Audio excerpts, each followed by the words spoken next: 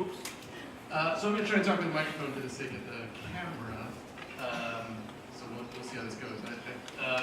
So I'm Colin Spoelman. I'm the co-founder and the head distiller at Kings County Distillery, which is the oldest and largest of the whiskey distilleries in Brooklyn. And Brooklyn is very much a hotbed of what is emerging in the craft scene in the United States. And I got interested in distilling because I actually grew up in Kentucky. So this is my hometown in Kentucky. So I'm in more the moonshine, coal mining, Appalachian part of Kentucky, as opposed to the horse racing, bluegrass, bourbon part of Kentucky. They're very related. One is the highbrow version of kind of the same thing. I mean, obviously bourbon is the aged version of what we call moonshine, what you might call white whiskey. Interestingly, so obviously there was this moment in American history that was Prohibition, and that changed the spirits industry in the United States, and we are still recoiling from that episode in American history. And what's interesting in terms of my own background is that the town that I grew up in was actually a dry county.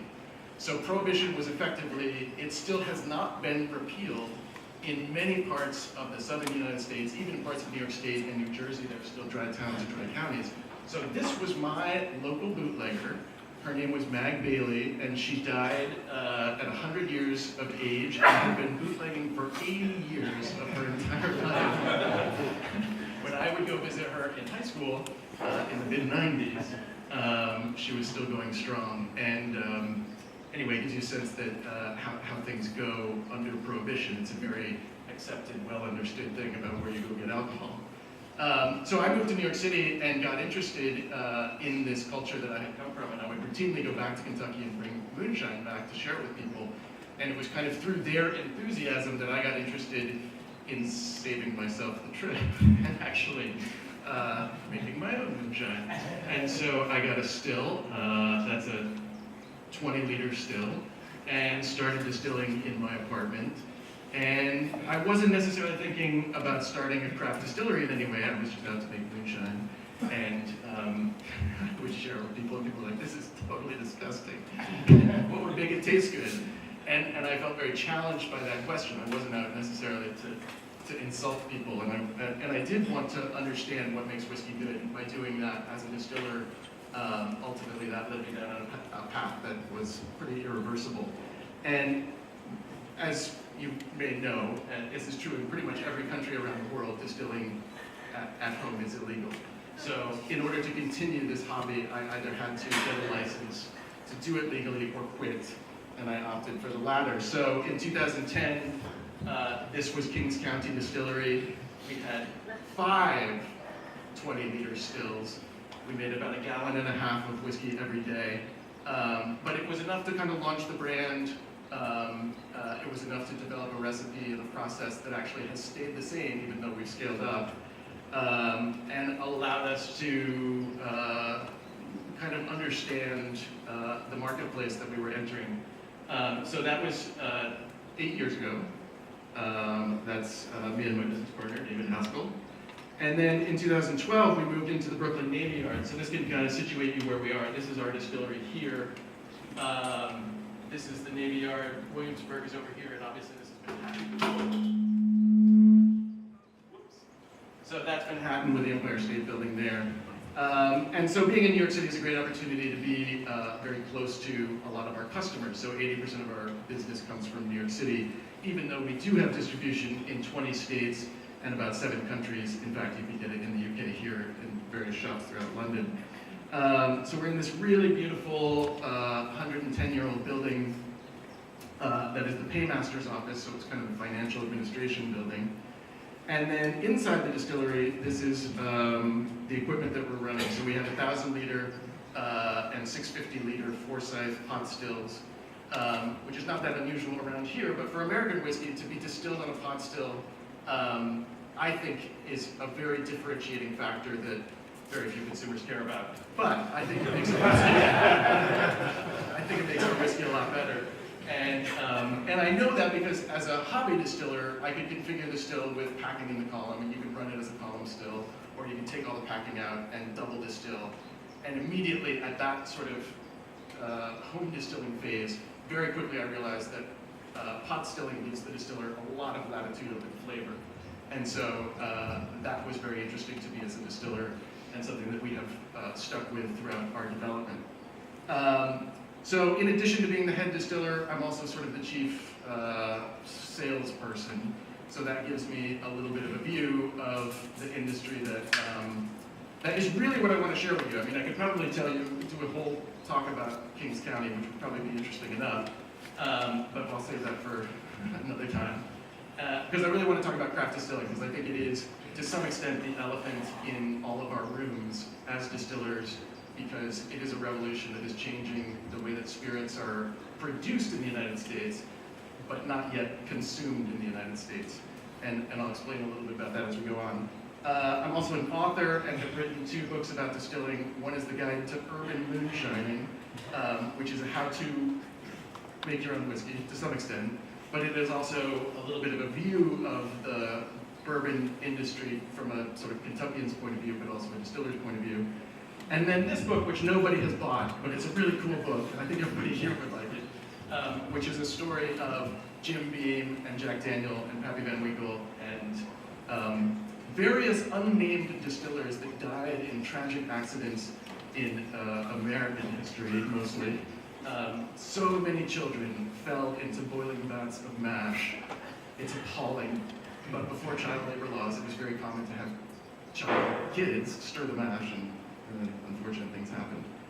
So I won't dwell on this too much, but I wanted to talk a little bit about history and how small distillers have actually always played a role in the development of the distilling industry. And in the very early days, this is Willem Kieft. He was Director General of the Dutch New Netherland Company and founded the first distillery in the United States, which was in New York City on Staten Island, which is one of the 5 boroughs. We don't know that it was a whiskey distillery, but they were drinking a lot of beer in the taverns, so we can presume that they were distilling it into whiskey. 100 years later, this is a map of Brooklyn, and you can see there's the only thing drawn on the map is the distillery here. That was Philip Livingston's distillery, and he was one of the signers of the Declaration of Independence, which for Americans is a big deal. And eventually became a gin distillery after the Revolutionary War. So distilling was already a part of the economy of early American history. This is a picture of that distillery. So it had a windmill, so you know it was very well financed. This is a map of the distillery a few years later, and it kind of gives you a view of what those early distilleries might have looked like. So after the Revolutionary War, Alexander Hamilton famously tried to tax whiskey, which resulted in this episode, which is known as the Whiskey Rebellion, where the small farm distilleries in Pennsylvania rebelled against the federal government and resulted in the Whiskey Rebellion. It was just this sort of episode of George Washington sending 13,000 troops to put down the rebellion, but it ultimately ended in an era of American history where we had no excise tax. And so a lot of Scottish, Irish, German distillers moved to the United States to start distilleries. That's a picture of George Washington leading the troops to western Pennsylvania. But all of these immigrants moving to the United States to start distilleries ultimately played out later in American history, which you'll kind of see after this. So I'm going to jump ahead a century to another episode where a lot of those small distillers have now moved to Kentucky, Pennsylvania, Ohio, and Tennessee. And those distillers are in conflict with the Chicago distillers, which are actually making neutral spirits and then selling it to rectifiers and wholesalers who are putting in caramel coloring and sugar and formaldehyde and wood chips and anything that they could, kind of do to make their whiskey taste, their sort of neutral vodka taste like whiskey. And the Kentucky distillers were very upset about it, and they wanted to have a craft certification from the federal government. And the federal government said, we don't certify craft, but we do taxes. So if you can find a way to use the tax law to support your claims, maybe we can work something out. And so this is a guide on how to adulterate and create imitation whiskeys from the 1800s. This is a drawing of a typical distillery from that sort of era. These are the sort of Chicago distillers which were producing a lot more volume of spirit, but the Kentucky distillers really felt they were the straight whiskey distillers, were the craft distillers. And so this is an example of a wholesaler or a retailer in those days. Whiskey was sold by the barrel, and then the retailer would be the one who would then dilute it and adulterate it. So the distillers got together, and this kind of shows state by state how much spirit was being produced. And there's kind of a myth in American history that Kentucky and Tennessee were always producing all the volume of whiskey, but in fact, it was actually being produced in Illinois. Illinois was making a lot more volume of spirits. This is after Tennessee passed statewide prohibition, so there were no spirits produced in Tennessee. But it gives you a little bit of sense for the mythology that's around the American spirits industry, which is not entirely true. This person is Harvey Washington Wiley, who was a government, he was the chief chemist of the United States, and he would create these poison squads where people would consume food additives. So he would find these like strapping young boys and sit them around the table and give them borax and copper sulfate and all of these different compounds, and as a way to sort of explain how foods were being adulterated. And whiskey was one of the first foods to be flagged by the federal government, and that resulted in the Bottled and Bond Act. This is E.H. Taylor. He was the Kentucky distiller who was really spearheading all this effort. And this was his distillery in Millville, Kentucky. A very sort of, there was a train station, there was a rose garden, you got a little sample of whiskey as you walked out. It was really the first visitor serving distillery. It had the first sort of public distillery tour of any of the distilleries in Kentucky. And he really promoted his bottling room so that people would know that the whiskey never left the premises and was never adulterated, and they could see it being put into the bottles by all the people that worked there, and that was really important. That's how you knew that this was how the distillers certified the product. So bottled and bond whiskey in the United States, if it is 4 years old, is distilled by one distiller in one distilling season, which is spring or fall, and is exactly 100 proof, and is from a single distillery. Just single distiller and single distillery, you can call it bottled and bond. So that will come out later in the talk, so just keep that in mind. This was his distillery about 10 years ago. Remember that image. And so that gets us to kind of where we are today. So 2004 was the first craft whiskey-focused distillery outside of Kentucky. It was Stranahan's in Colorado. And so before I go into craft distilling today, I want to just look at a little bit about how the American whiskey distilling industry evolved. And this is a very complicated image, but it goes from history all the way through today, and it shows how the brands and the distilleries themselves have actually changed hands. And the size of the brand sort of equates to how big it was in its own era. So you can see Jack Daniel's is obviously the biggest distillery today, but you can sort of follow that tree back all the way to sort of the roots of each of these different distilleries. And the way that that plays out is that in the 1980s, there were only 13 distilleries in the United States. And so these are those distilleries: Buffalo Trace, Barton, Jim Beam, Maker's Mark, Woodford Reserve, Jack Daniel's. Woodford Reserve wasn't there in the 80s. But this shows you how each of those 13 distilleries, using 3 or 4 mash bills, create all the variety of American whiskey that people are familiar with. So this is the scene that most of the craft distillers were familiar with when plotting their distilleries.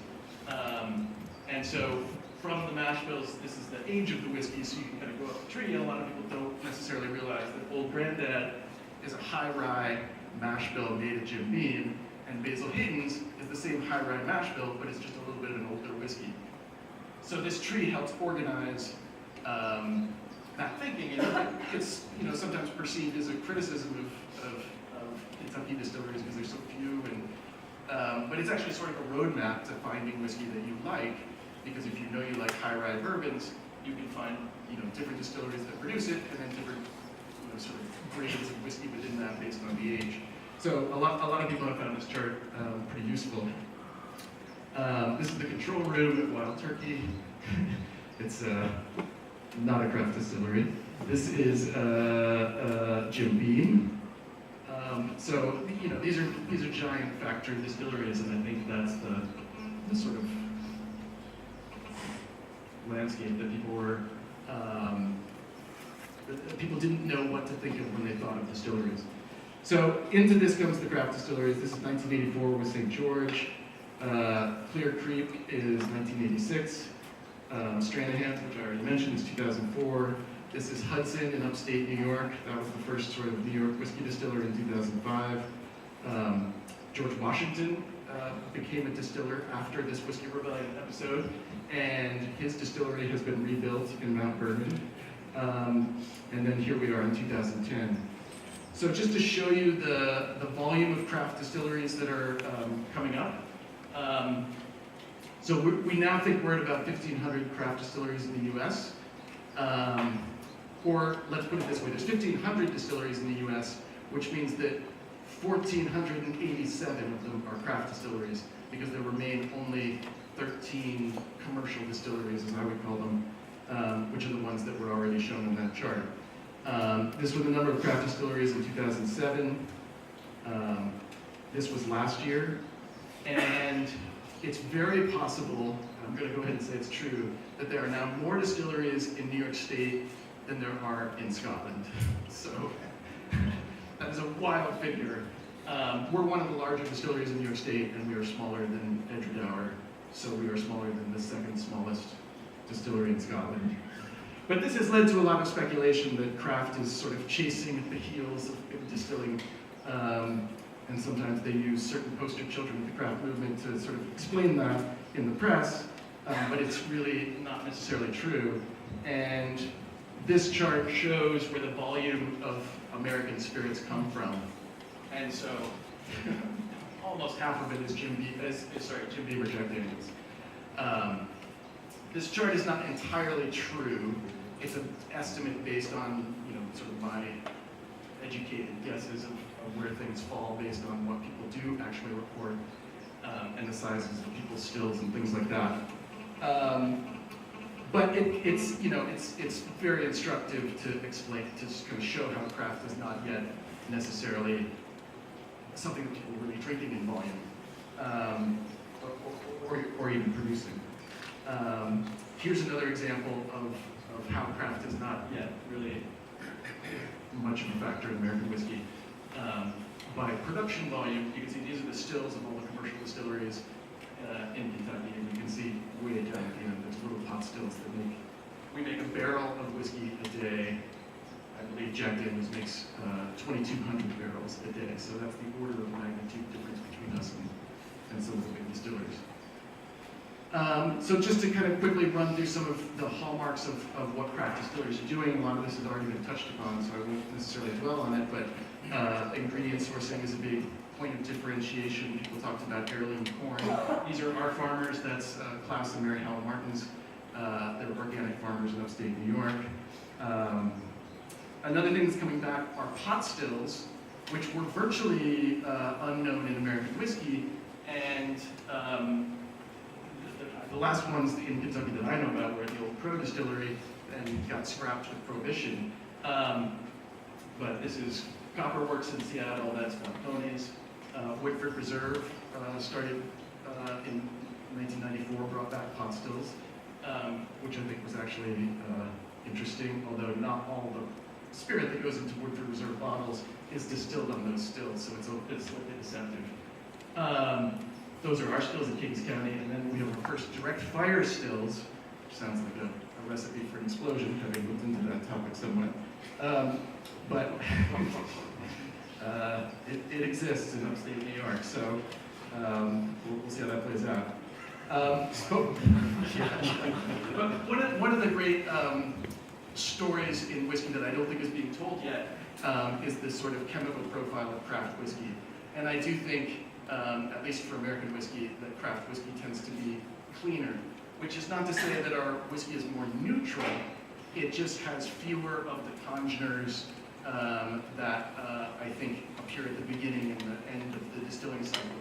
So this is a chemical spectrum analysis. We were sending whiskey to Japan, and they had very strict requirements for methanol, which got me very nervous because you recall I started distilling in my apartment, so I had no idea how much methanol was in our whiskey and was very curious to learn it. But I sent in some Jim Beam and some Blanton's just to see how we stood up to commercial whiskey, and you can see in terms of methanol and acetaldehyde and things that are sort of hangover-inducing chemicals, we have a lot less of it for our whiskey, but that's not to say it's less flavorful. It's just that we make tighter cuts off the still. Small barrels are something that's being used a lot and disparaged a lot, but I do think if you're planning to release a 2-year-old whiskey, I would be the first to say I'd much rather come out of a small barrel than a full-size barrel. And it's actually already starting to change how consumers perceive whiskey, and I think I can blame the Scotch industry for creating legions of whiskey consumers that are whiskey connoisseurs that are connoisseurs because they can do arithmetic and they know that an 18-year-old is twice as good as a 9-year-old, and a 9-year-old is just a little better than an 8-year-old, and an 8-year-old is twice as good as a 4-year-old. So, American whiskey buyers typically go into shops and say, what's the oldest thing you have? And I think you look at the way that people buy wine, let's say red wine, which is also an alcoholic beverage that matures with age. People aren't going into the wine shop and saying, give me the oldest thing you have. And I think in 20 years, the focus on age will diminish somewhat, but not entirely. And I think small barrels and other types of techniques that even the big distillers are using, like heated warehouses and things like that, are going to maybe diminish the obsession with age and bring to the fore other aspects of whiskey making, which people are eager to learn about. And bottled and bond whiskey is coming back. So there was that question about what is craft, and I think, for my part, I'm happy to stick with the 1897 decision, which is whiskey distilled by one distiller in one distillery in one season that is 4 years old and 100 proof. That's as good as we're going to get, and there's only about 20 distillers that make it in the US, and some of them are distillers that you know very well. But some of them are craft distillers, and I think it's the mark of a craft distillery that has matured. There are weird whiskeys that I particularly am intrigued with. There's Koval makes a millet whiskey. There's a quinoa whiskey. There's a mesquite smoked whiskey out of Arizona. At Kings County, we do a peated bourbon, which some of you might have had the chance to try last night. We do a chocolate whiskey. I'm not afraid of flavored whiskey. I think if flavored whiskey is going to exist, why not participate and do it in a way that's slightly more sophisticated? Seven Stills in California is basically a gypsy distiller, but they distill beer, and that's their whole story, is that they take different styles of beer and then distill it into different whiskeys. There's hopped whiskey, which is pretty inexplicable, but is what happens when a lot of brewers become distillers. And then you take that even further, and now the people who are aging whiskey, people who were aging beer in whiskey barrels now are aging whiskey in beer barrels. So it's, it's an interesting interplay of different types of craft, and I think craft whiskey is following craft beer in a very close way. Simultaneously, because there are a lot of craft distillers that don't have any volume of product, we're starting to see people buying a lot of whiskey from MGP or Buffalo Trace and putting their own label on it. And consumers are rightly skeptical when they're not told that, when they think that they're buying a local product and supporting their neighbors, and they find out sort of through back channels or much to their own surprise that they bought something that was 90% made in Indiana or Kentucky, and that I think is something that craft distillers like us who distill everything ourselves have to contend with, and it's a constant explanation. When I walk into a liquor store, the first question is, do you distill your product? Which is a very ridiculous question as a distiller to have to answer at the outset of every sort of meeting that I do. But those that are doing that well are then taking that bulk spirit and then doing something differently. So Angel's Envy is kind of the primary example of this, where they're doing different kinds of finishes on bourbon. High West, obviously, is another company that does that. Hudson is doing maple syrup finished bourbon, rye whiskey. And then there's George Dickel, which is doing Tabasco barrel finished whiskey. And Nicole Austin, who was our master blender, who was hired by Diageo to become their master distiller at George Dickel, her first week on the job, she had to release this product that she obviously had nothing to do with. And so, And so she had to sort of explain that that was not necessarily her vision, but in any case. Rapid aging, I won't go that much into. We all sort of know it exists. There's different sort of mad scientist spins on it that earn a lot of press, but I think are not that interesting to most distillers. Barack Obama went to go visit the Cleveland distillery, which is one of the ones that's rapid aging, but he did it only to spite Mitch McConnell of Kentucky, who's a Republican and from Kentucky. So very quickly, I probably don't have enough time. I've sort of spent too long, but sort of what's to come is very interesting to me. And so we might see the resurgence of lost whiskey styles, things that people might uncover. This is the population of the United States, so distilleries, I think, will inevitably concentrate around where people are, so that's where the craft distilleries of tomorrow are going to end up, which is where those spikes in people are. The next slide is the most controversial slide of the presentation. So that's the map, the whiskey map of Scotland. I just pulled it off the internet. This is the whiskey map of America in 2000. This is the whiskey map of America in 2015. So you can imagine that there are, as a way for small distillers to band together and make themselves more marketable, I can see the emergence of regional styles.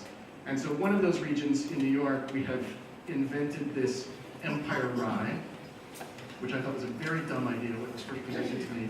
But it is basically rye whiskey that is made according to the federal standards, but we use 75% New York State grown rye. We do a low barrel entry proof, and we pull barrels from one season, and we can earn the designation Empire Rye. And I thought it was a terrible idea when it started, and now I'm so pleased it exists because it's so easy to sell. And it's a story of collaboration which people are very eager to hear. And I think it is a little bit of a way forward for a collection of small independent distilleries against, or not against, but in a market where the volume of marketing is against us. Maryland has an old style of rye that's more corn-based. White whiskey, the most visited distillery in the entire United States is Old Smoky Distillery in Gatlinburg, Tennessee. They make just moonshine. They have more distillers per year than the entire Scottish, all of your distilleries together are like 1.7 million.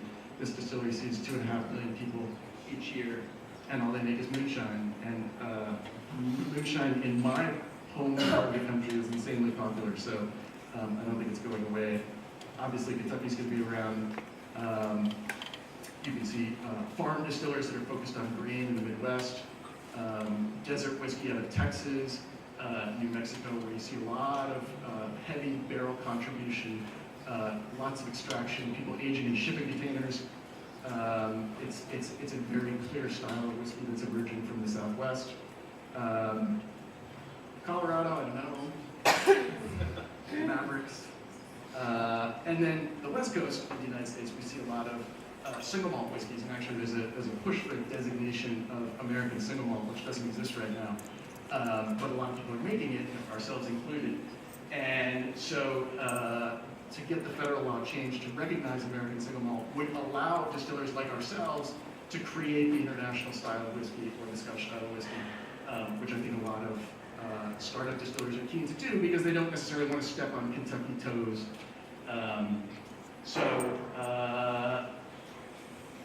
That's pretty much it. I'll just point out that one distillery that I looked at earlier, that's now Castle and Key. They have the first female master distiller in Kentucky, Marianne Barnes. She is totally the real deal. I can't wait to see what this distillery does.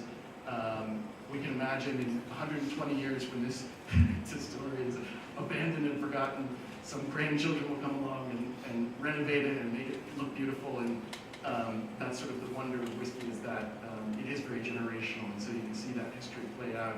And as this rediscovery of craft is really people discovering what their grandfather drank and getting interested in it again. And it's kind of very exciting to be part of that cycle and to be in the US and watching it. And I think very soon this is something, this is a map of distilleries throughout the world. This is something that's going to play out not just in the US, and it's going to have an interesting impact on the world that we all live in.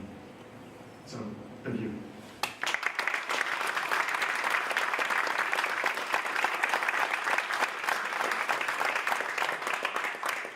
Great talk. Yeah, World Whisky Forum 2019. Book your tickets now.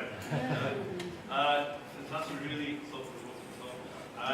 One thing that kind of sprang to mind, just looking at the sheer number of distilleries in the US, do you think, and knowing what's happening in the country, do you think that ultimately you need more volume to actually grow the business? And can you actually continue to survive as a category, as a craft category, if you're still actually very, very small volume? I don't know the answer to that question at all. I think most of my peers imagine that they have to grow to be relevant. And I actually think the challenge for a business like ours is, where do you find the point where you stop growing and you say, I'm happy with who I am, and this, I know how much money I'm going to make, and we're turning over, we're successful. We're not looking to get acquisitioned, we're not losing money anymore, which we always have.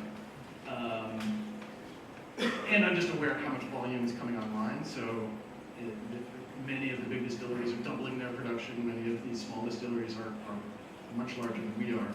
So imagining that those people are coming down, I think the challenge for us, which is really a challenge in whiskey generally, is to actually stay doing what you're doing and not try to grow too aggressively, because that in itself is very hard. You sit there, you do the same thing every day, and you wait for your whiskey to age, and you keep wanting to have ideas.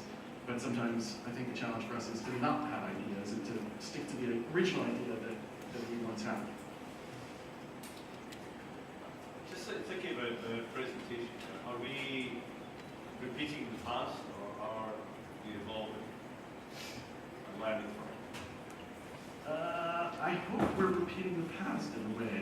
I hope whiskey is something that doesn't necessarily change. There's so much change, and I don't mean the culture of whiskey, but the whiskey itself. There's something very timeless and romantic about something that doesn't change, as so much else in our culture changes. So I certainly think the marketing of whiskey should change. That was brought up last night, and sort of who drinks whiskey and why people drink whiskey. I hope that changes, but I'm not sure I want the way that whiskey to change. And even the Kentucky distilleries that are so huge and so Colin stills, I don't want those distilleries to change. I don't know, I'm very conservative about it. So, I mean, what you're saying, it's not, is it an us against them dynamic? No, in fact, and I actually think it's in fact the opposite. I think they build business for us and we build business for them. Their marketing supports whiskey generally. And most people's first visit to a distillery is when they come to Kings County and they become interested in whiskey.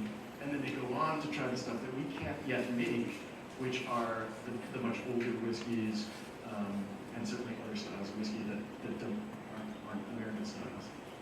Guys, any questions? Mark? Do you think lack of the regulation on the whiskey laws in the States is a problem when it comes to sort of translating or exporting your products to Europe, for instance? Well, yeah, it's a good question. I mean, we have a fundamentally different view of whiskey in the United States, which is that you can call it whiskey even if it's unaged, so long as it's corn whiskey. So we do sell here in the UK, and it has all kinds of gobbledygook on the label that says grain spirit distilled from corn mash.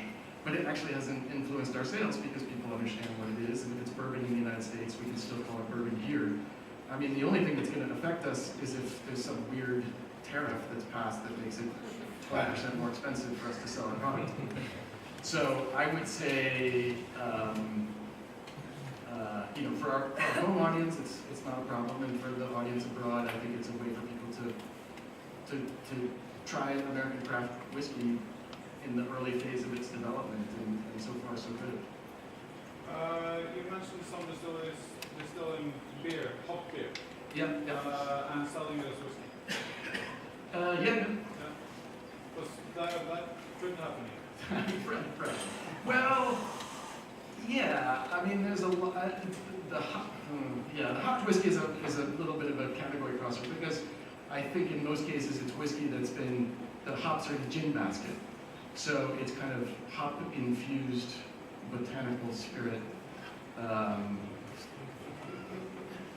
don't know that we don't make hopped whiskey, so I don't know how the TTB would look at that. But in general, the sort of flavored whiskey category, and even the barrel finished category, I mean, Brown-Forman is very firm in not calling something bourbon that's been finished in a sherry cask because they believe it's no longer bourbon. Whereas most people say if it's truthful on the label, who cares? So, there's a little bit of that discussion going on, but not in a argumentative or polarizing way, actually. Any other questions? Probably time for a couple. Yeah. Thinking about the explosion in the numbers, just think about funding. Are they mostly huge brands or are investors? Is it crowd money? And if it's 1,500 today, it can be 3,000, 10,000. Right. And what's the consumer engagement? Right. Well, okay. So I think it's a lot of like private equity investment. So there's a lot of money to throw around with this kind of thing.